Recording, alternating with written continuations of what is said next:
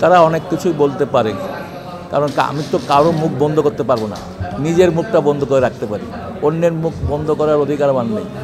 আর তারা যা বলছে সেটা সরকার দেখবে, আমরা তো দেখতে আমরা কিছু বলতে পারবো না। সরকার দেখবে, যদি আমরা কোনো অন্যায় কাজ করে থাকি তাহলে সরকার আমাদেরকে শাস্তি দেবেন।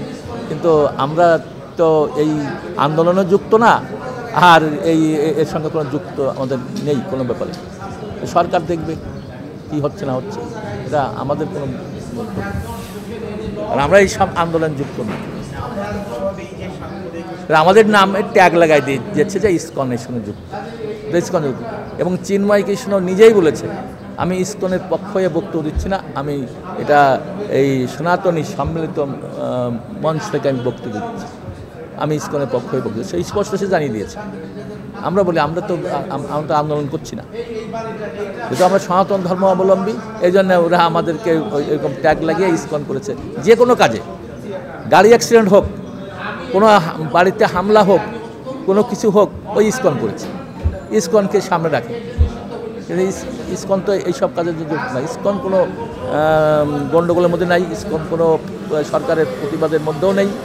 ইসকন চাই সরকারের কাছে একটাই, যে যাতে ইসকন সবাইকে নিয়ে সুখে শান্তিতে ধর্মীয় গাম্ভীর্যপূর্ণভাবে সবার সঙ্গে ধর্মীয় আলোচনা করতে পারে, পূজা অর্চনা করতে পারে, এবং সবাই যাতে ভালো থাকে, সেইটাই সরকারের কাছে আমাদের দাবি, আমাদের অন্য কোনো দাবি। ইসকনেতে আমার তো ইসকন তো শুধুমাত্র মন্দিরে আমরা ভক্ততা নাই, বাইরেও তো ইসকনের অনেক ভক্ত আছে, তারা যদি যায় যে শোনে, এ তো সমস্ত দর্শকরা যায় যেতে পারে, এমনকি হিন্দু মুসলমান বৌদ্ধ খ্রিস্টান সবাই সেখানে যেতে পারে।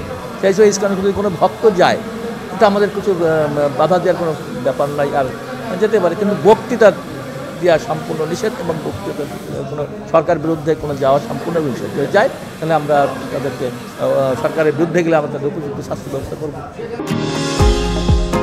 নিউ ইয়র্ক থেকে সম্প্রচারিত TVN 24 টেলিভিশন, বিশ্বজুড়ে বাঙালির কণ্ঠস্বর।